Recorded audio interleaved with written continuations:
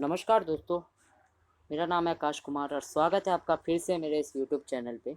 आज जैसे कि हमारी सीरीज़ चल रही थी उसी में आज हम एक नए चैप्टर की शुरुआत करने जा रहे हैं जिसका नाम है नियोजित विकास की राजनीति।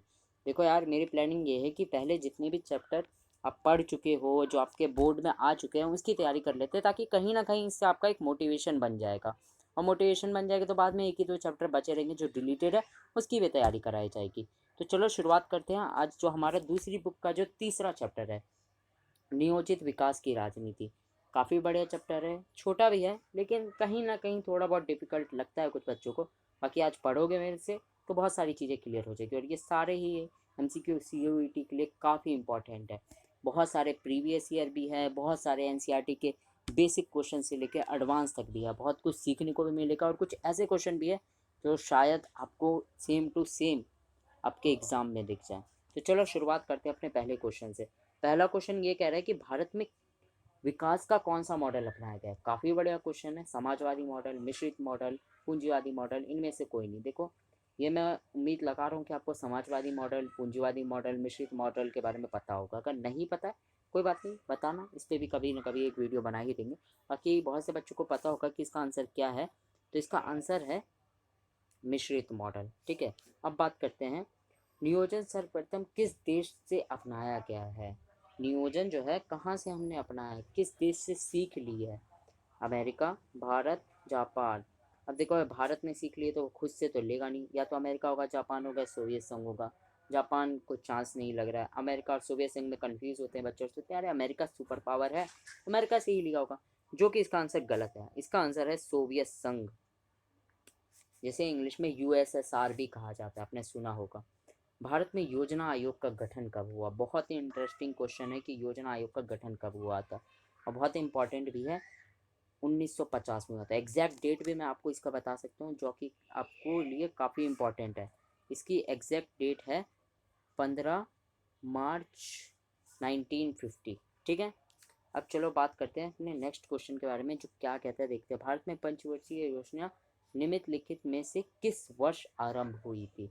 कब हुई थी भाई, बताओ कब से शुरुआत हुई थी पंचवर्षीय योजना। पंचवर्षीय योजना वही होती है जो हम 5 साल के लिए, आने वाले 5 सालों के लिए जो सरकार योजना बनाती है, उसी को पंचवर्षीय योजना कहते हैं। इसकी शुरुआत हुई थी 1951 से, फिर 1956 तक चली, फिर 61 तक चली, फिर 61 से 67 तक चली। इतना काफ़ी है, आगे जाने की ज़रूरत नहीं है। ठीक है, तीन शुरुआती, तीन याद रखना पड़ेगा आपको। भारत में वित्त वर्ष कौन से महीने से शुरू होता है। कितना बढ़िया क्वेश्चन है। ये आई थिंक बुक में नहीं है, लेकिन एक जनरल अवेयरनेस के लिए तो आपका होना चाहिए। और जो बच्चे GT का एग्ज़ाम दे रहे हैं यार, उन्हें तो ये बात पता होनी ही चाहिए। तो देखो, ये जो पढ़ोगे कहीं ना कहीं आपके जनरल टेस्ट में भी काफ़ी हेल्प होगी, जो बच्चे तैयारी कर रहे हैं। बाकी जो पॉल साइंस के हैं उनके लिए तो इम्पॉर्टेंट है। तो वित्त वर्ष कब से शुरुआत होती है। बहुत ईजी क्वेश्चन है, अप्रैल। इसकी शुरुआत होती है 1 अप्रैल से लेके 31 मार्च तक, याद रहेगा। 1 अप्रैल से लेके 31 मार्च तक। ठीक है, अब बात करते हैं जनता आयोग के जनक कौन है। इस चैप्टर का नहीं है बट आ गया है, काफ़ी इंपॉर्टेंट क्वेश्चन है ये। एडवांस में मानूंगा इसे मैं, किसके जनक कौन है। तो इसका आंसर भाई बता रखा है MN रॉय के द्वारा। ठीक है, बॉम्बई योजना का गठन निमित्त में से किस वर्ष किया गया। बॉम्बई प्लान, बॉम्बई योजना याद है ना। डेट का क्वेश्चन है, डेटा से बहुत बनेंगे, हर बार बताता हूँ। इसका आंसर होगा 1944, आज़ादी से पहले की बात है, याद रखना। राष्ट्रीय समिति का गठन किस वर्ष किया गया था। यार ये एडवांस है, इसको याद रखना पड़ेगा। 1938 में हुआ था। अब बात करते हैं नेक्स्ट क्वेश्चन क्या कह रहा है कि सोवियत रूस, वही सोवियत संघ की बात हो रही है, में विकास का कौन सा मॉडल अपनाया गया था। बहुत बढ़िया क्वेश्चन है ये। तो आपने जो शीत युद्ध की जो कहानी है उसमें बहुत अच्छे से बताया गया कि कहाँ पे अमेरिका में कौन सा चल रहा था, सोवियत संघ में, सोवियत रूस में कौन सा चल रहा था।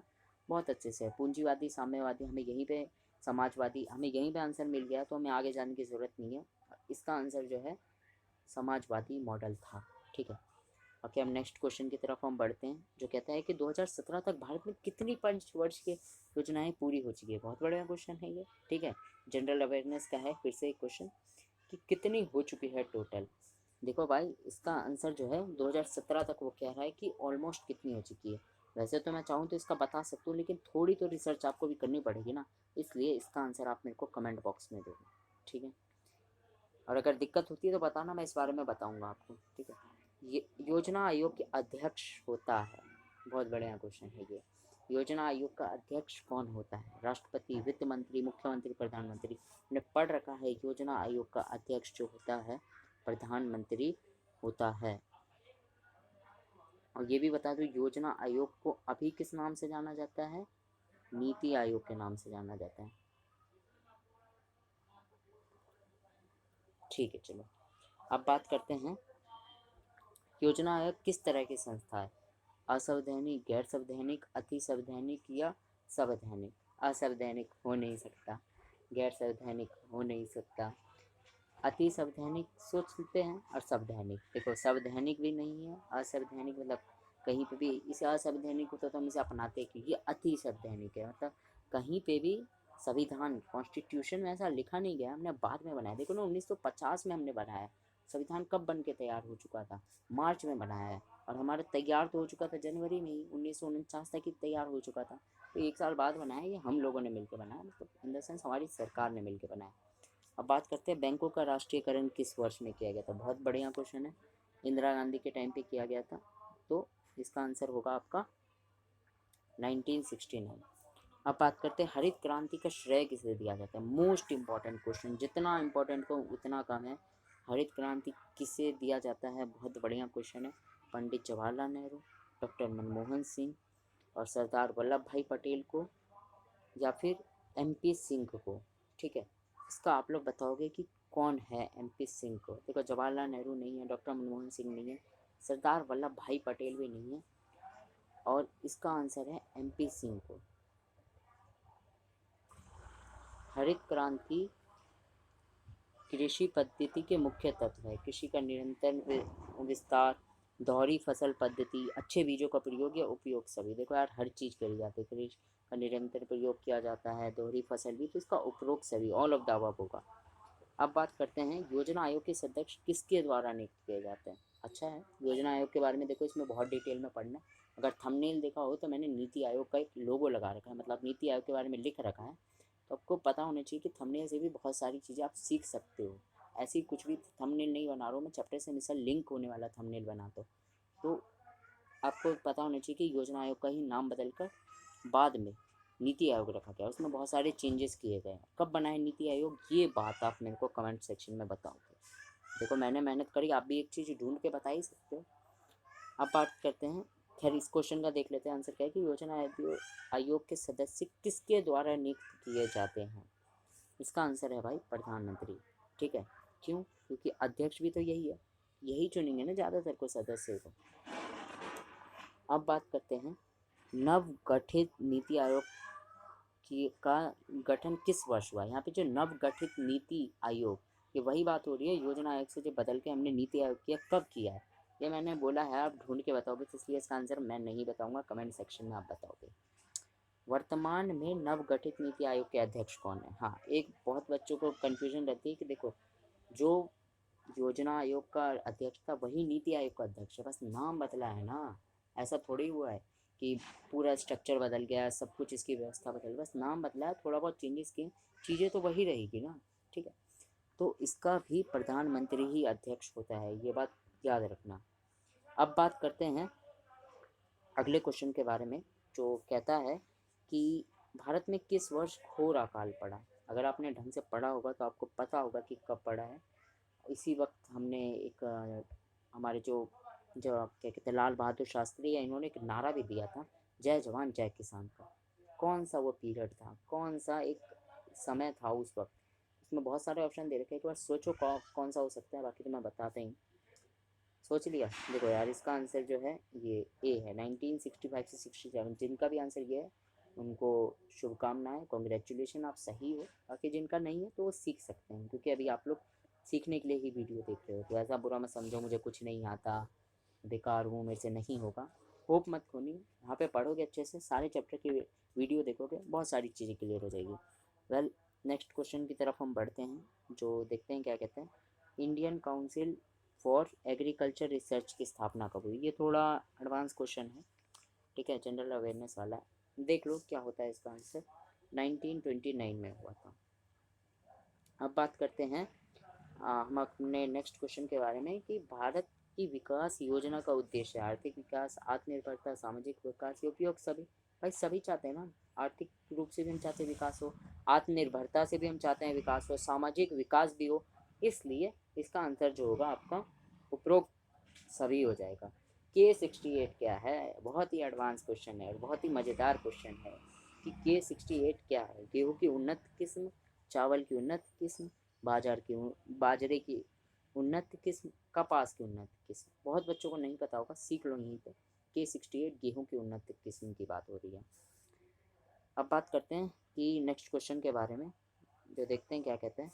नेक्स्ट क्वेश्चन ये कह रहा है कि प्रथम पंचवर्षीय योजना का कार्यकाल क्या था? बहुत बढ़िया क्वेश्चन है, सिंपल है यार। जब शुरुआत हुई थी 50 में बना था, 1950 में, 51 से शुरू कर दिया, तो यही वाला एक ही ऑप्शन दिख रहा है हमें, तो यही होगा एक आंसर। अब बात करते हैं स्वतंत्रता के समय भारत की अर्थव्यवस्था कैसी थी। सिंपल सी बात है, हमें अंग्रेज पूरा लूट के गए थे, तो हमारी अच्छी तो हो नहीं सकती, बहुत अच्छी तो कोई बात ही नहीं है, सामान्य भी हम कह नहीं सकते। तो हमारी जो थी बहुत ख़राब थी, तो हम बचपन से आते आ रहे हैं, वो हमें पूरी तरीके से लूट के गए थे, इसलिए इसका आंसर होगा बी। अब वर्तमान में नीति आयोग के अध्यक्ष कौन है?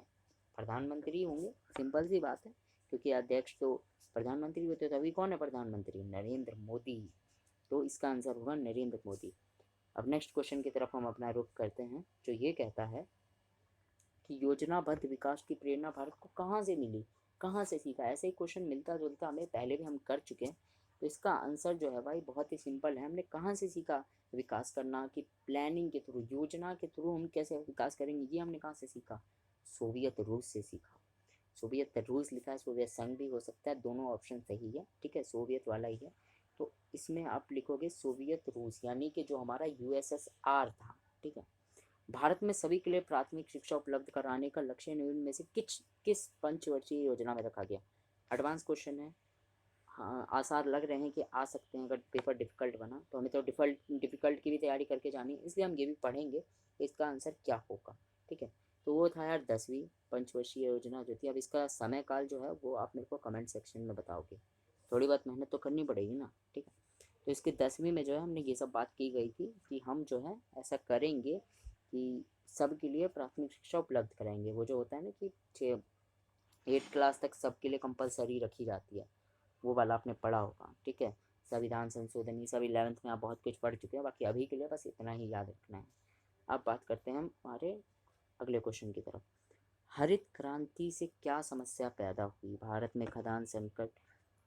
हरित क्रांति से क्या समस्या पैदा हुई भारत में? खदान संकट पूरी तरह समाप्त नहीं हुआ, और हरित क्रांति का लाभ केवल उत्तरी राज्यों में ही दिखाई पड़ा।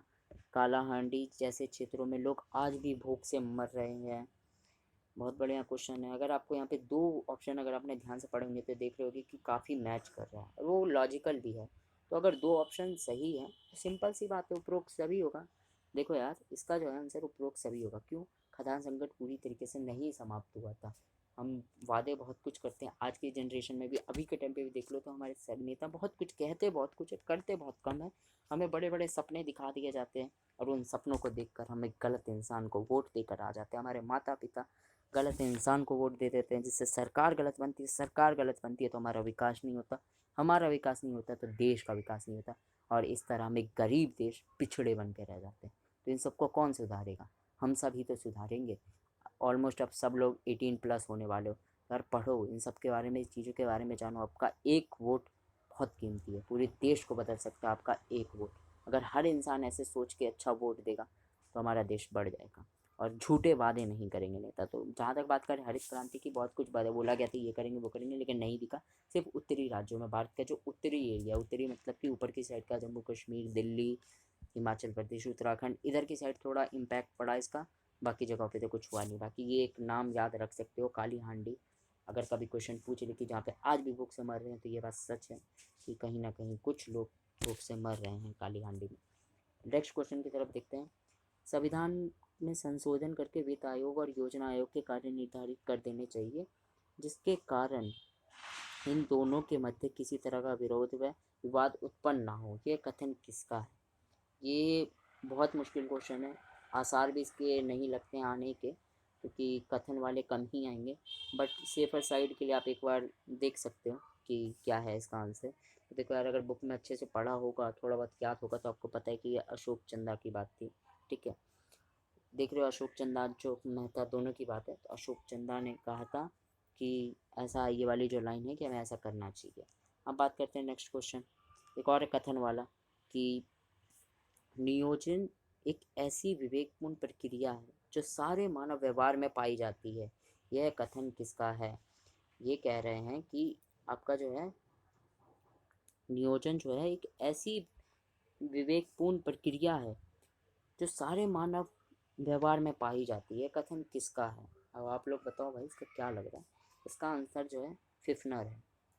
पढ़ोगे इस बारे में थोड़ा जानोगे, एडवांस के हैं थोड़े, ठीक है, बट मैं पढ़ के जाने। तो इस तरीके से हमारा भाई आज का चैप्टर भी कंप्लीट होता है। कॉन्ग्रेचुलेशन हम सभी को कि हमने एक और चैप्टर को मजबूत कर लिया।